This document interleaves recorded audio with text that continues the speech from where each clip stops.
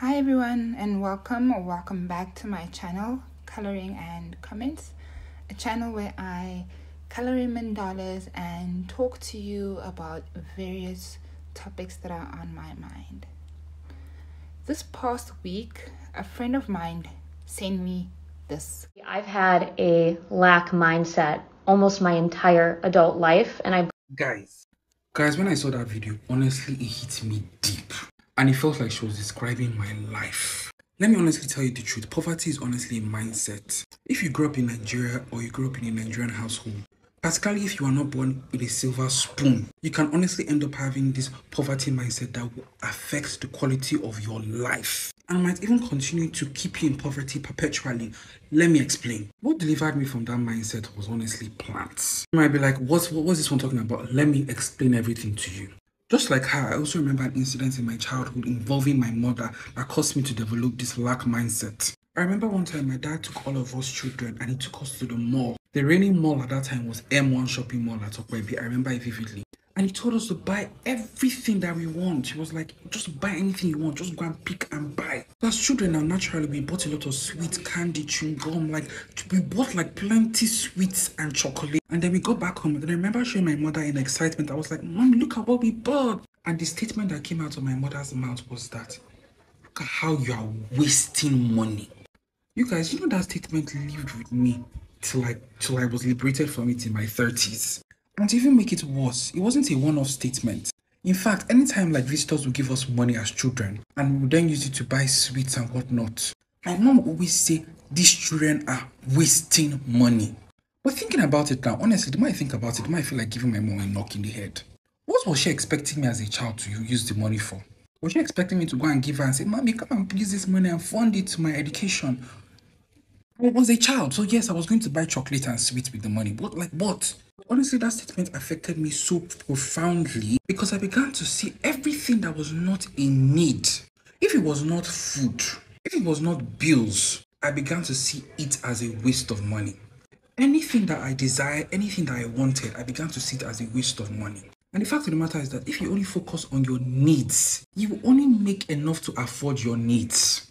You will not start making enough to afford the things that you want. It is spending on the things that you want and desire that give you joy. Not spending on the things that you have to spend because you need to spend on them. And this is where plants came into the picture. Because the fact of the matter is nobody truly needs to spend on a plant. You could live your life without a plant. You won't die. But I say spending on plants because I love them and because I wanted them and because it gave me joy.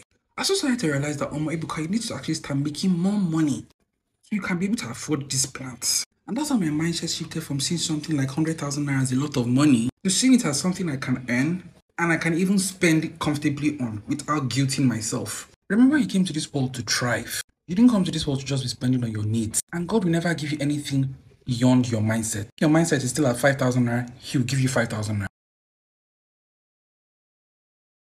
And when I saw the clip, I felt like this guy was talking about my life because I could relate so much. I could relate in the sense that growing up, it was always a thing of you had to spend your money in a certain way or else you were wasting money or you were being reckless or not thinking of the future and so on and so forth. And for a long time, I thought this was a normal way of thinking, a normal way of being. But then I came to realize that this way of thinking, this thought patterns, is actually called the scarcity or the lack mindset. And that's where you inherently feel like there's always not enough. There's never enough to go around. There's never enough money. There's never enough time. There's never enough resources. And thinking in this way really impacts your life. Because when you think this way, you're always operating from a place of lack. And you are super focused on all your shortcomings that you are somewhat blinded to all the blessings and opportunities and beautiful things that are presented to you or find themselves at your doorstep. But then why do we think like this? Why are most of us stuck in this lack mindset?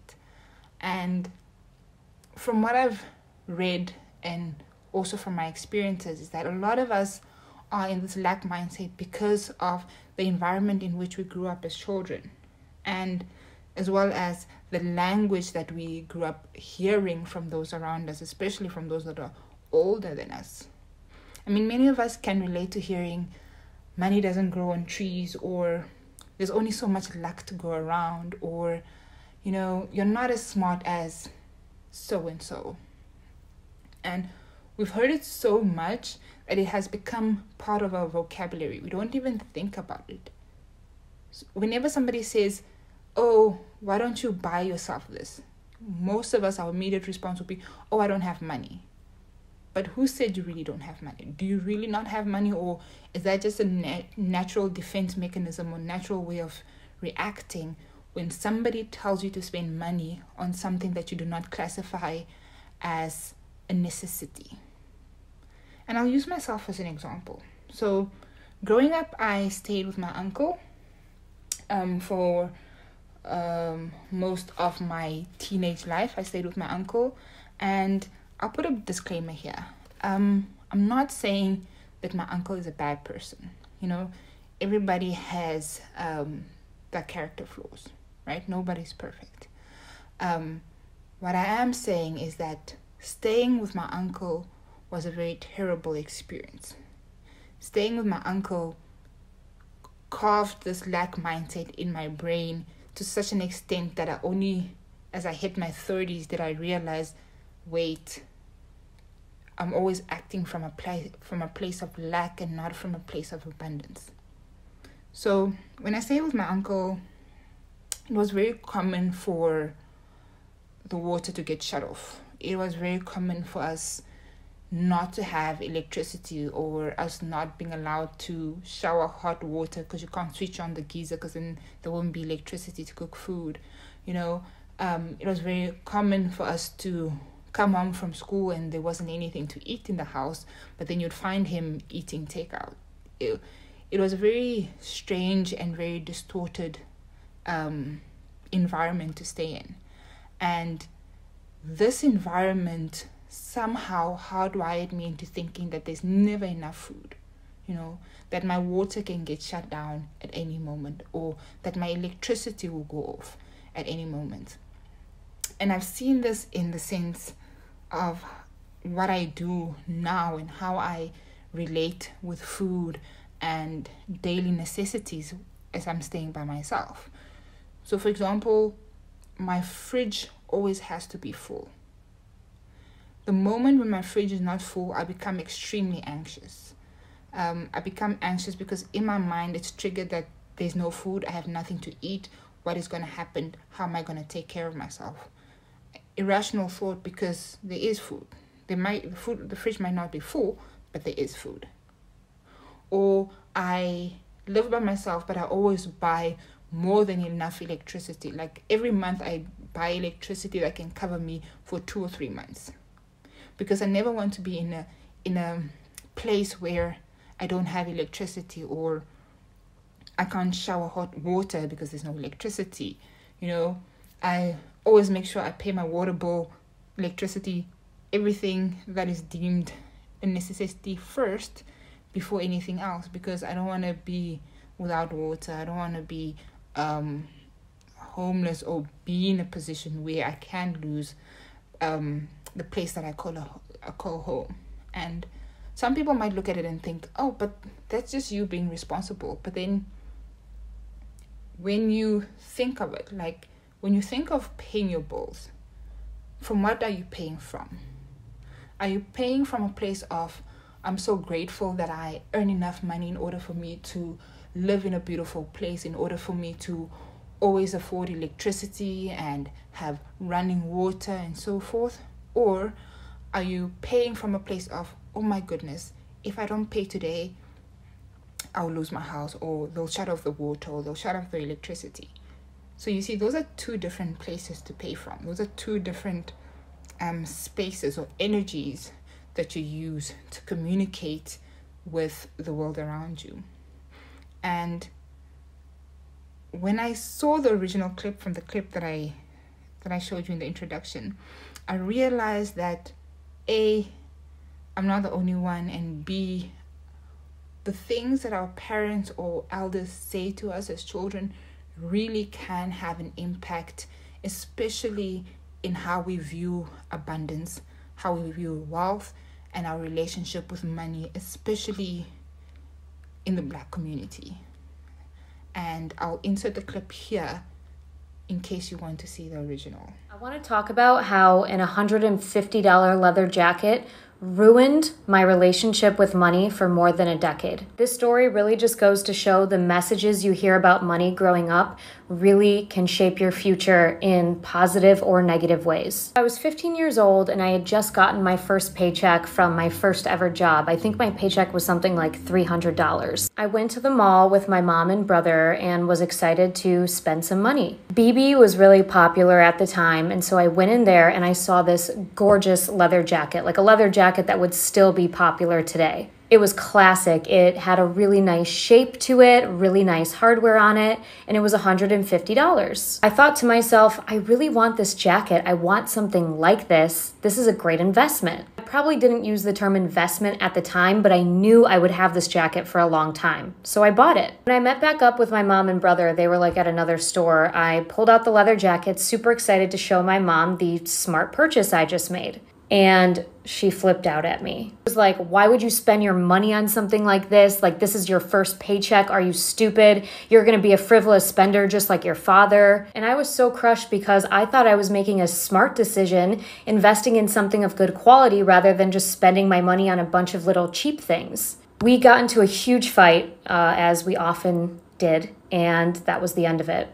But it wasn't the end of it in here. You see, I've had a lack mindset almost my entire adult life, and I believe it stemmed from this incident. Every time I went to spend money on something that would be considered an investment, I would clam up, freeze, feel ice running through my veins, because I remember the lessons from that conversation, that there is no smart investment, that I have to be frugal, with everything that I do. It was this mindset that held me back from starting my own business for so long. Because, you got to spend money to make money, but I was afraid of spending money on anything. I've shed certain people from my life this year, and what do you know it? My lack mindset turned into an abundance mindset. I look at investment pieces now in terms of, okay, how much money is this going to save me in the long run? Or how much money is this going to make me in the long run? For example, I just canceled my gym membership because I was only using it for a treadmill, and I bought a home treadmill instead. This home treadmill is going to save me so much time and so much money in the long run. Not having to drive to the gym, find parking in Chicago. These are all factors that I consider now because I don't have that lack mindset. And by the way, that leather jacket lasted me until I was 26 years old. That's 11 years. And if I find a similar one, you better believe I'm buying it.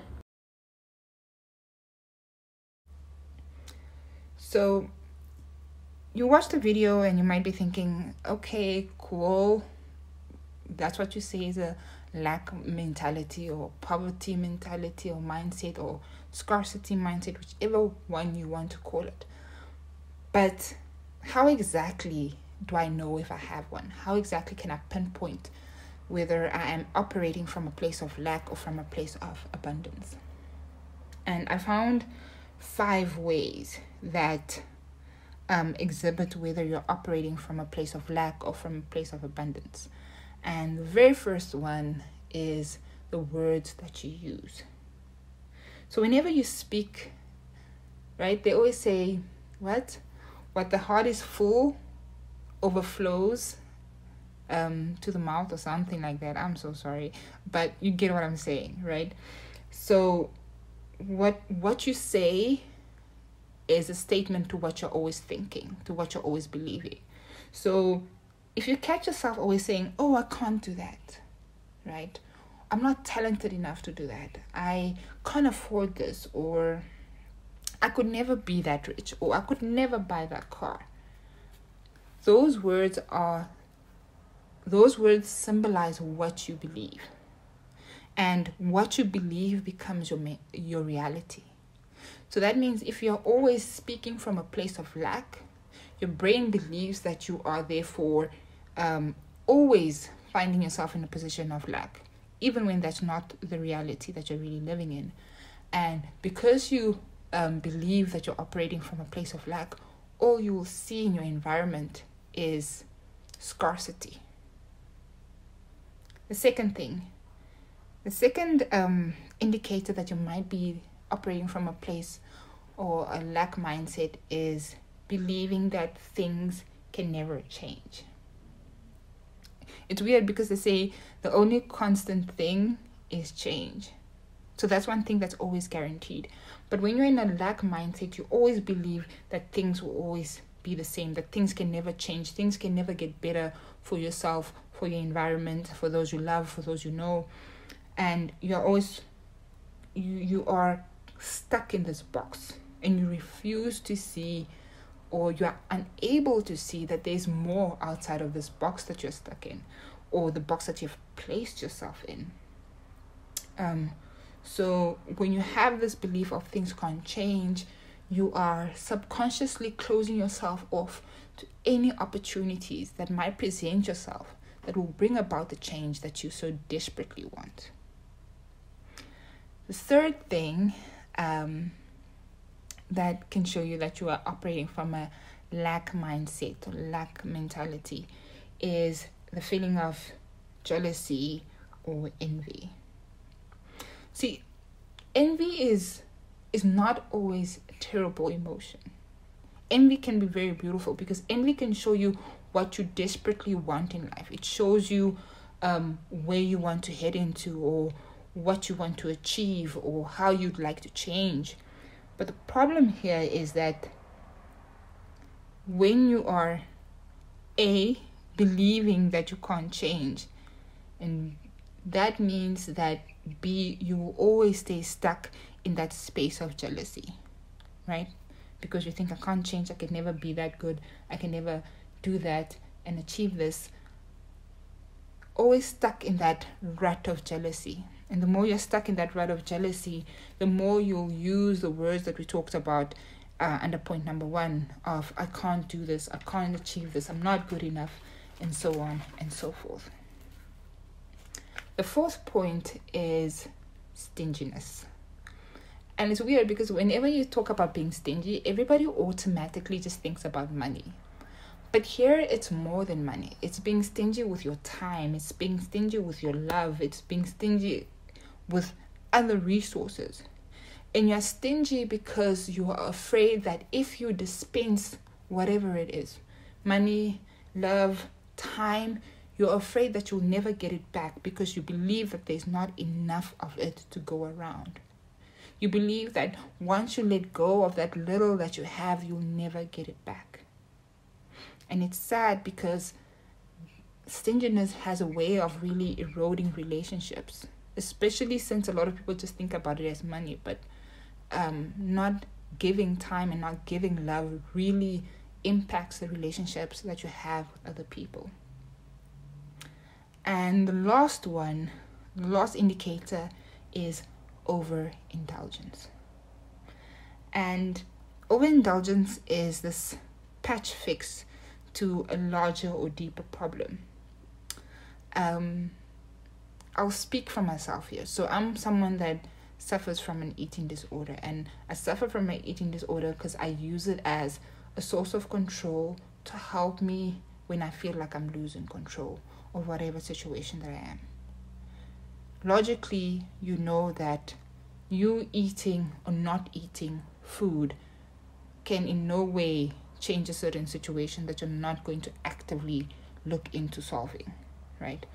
But the brain has this way of thinking, okay, I just need a quick fix so that I don't feel whatever I'm feeling.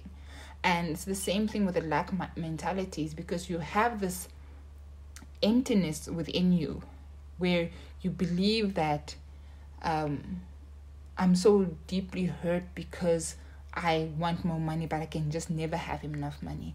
Or I'm so deeply hurt because I wish I had enough time to pursue my passions, but there's just not enough time in this world to do so. So that place of pain is covered up by things that we can easily and quickly acquire to make us feel better. So this can be food, This can be alcohol, this can be shopping, this can even be drugs.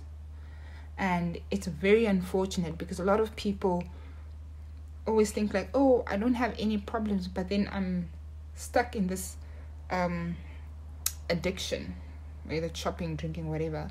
But then they don't realize is that sometimes it's also because you're constantly operating from a place of lack.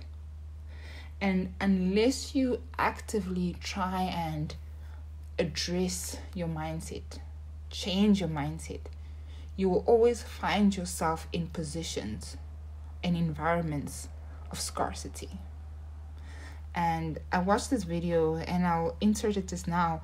And the video talks about how if you fail to address a mindset of lack, you are continuously perpetrating or creating an environment where you can continuously be oppressed.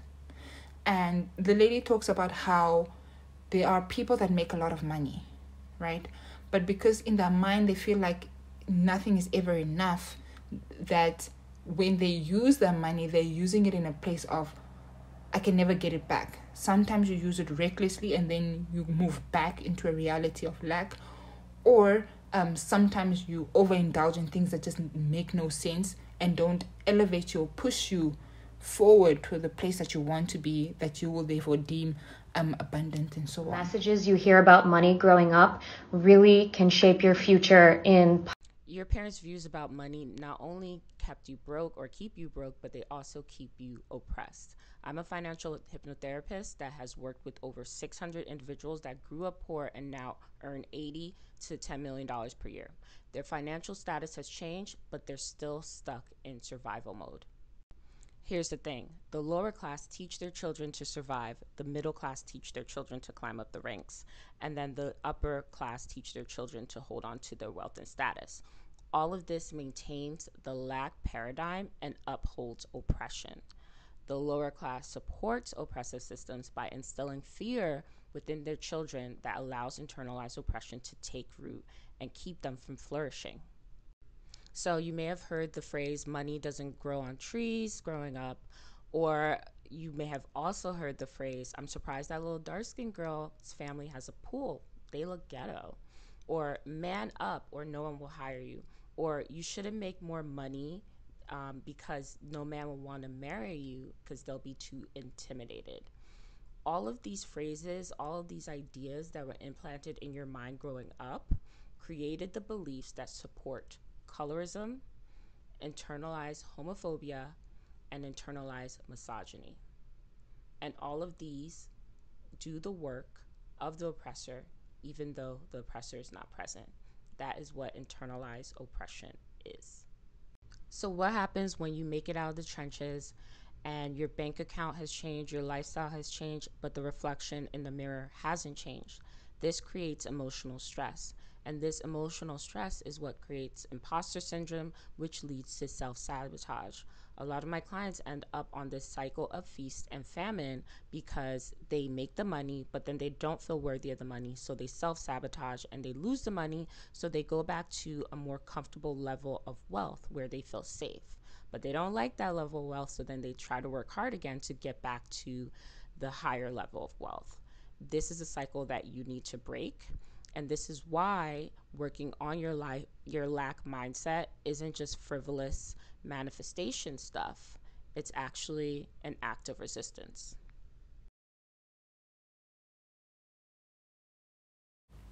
So, moving away from a lack mindset and moving into abundance can be challenging, but it is possible. It is possible. And there are 3 easy but very powerful things that you can do today to change that mindset. And the first one is, it's something that I really struggle with, and I think a lot of people struggle with this, is that you need to celebrate all your wins. All of them. The big ones, the small ones, and all of the ones in between. You need to celebrate your wins, because by celebrating your wins, you focus on the good things in your life. You focus on everything that you've achieved. You focus on your strength, on your abilities. And the thing about the brain is that if you change the focus, you can't really focus on two things, and that's why they say multitasking is bad. So the moment you change your focus on looking at your strengths, your abilities, what you've achieved, you won't have enough time to constantly tell or remind yourself of what you don't have or what you perceive you don't have. The second thing is surround yourself with people or positive-minded people.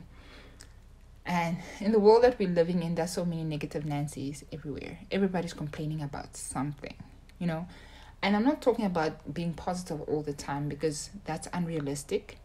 And they have a term called toxic positivity. I made a video and I'll link it here. But I'm talking about how people that can or choose to always find a way to see the positive, or people that will always find a way to celebrate and embrace their abilities, people that will always use situations to push themselves up or elevate them to the place that they want to be. And you have to realize that if the people in your life are negative, you need to start cutting them off. It is okay to cut people off if it will advance your mental health or your mental well-being, even if these people are family.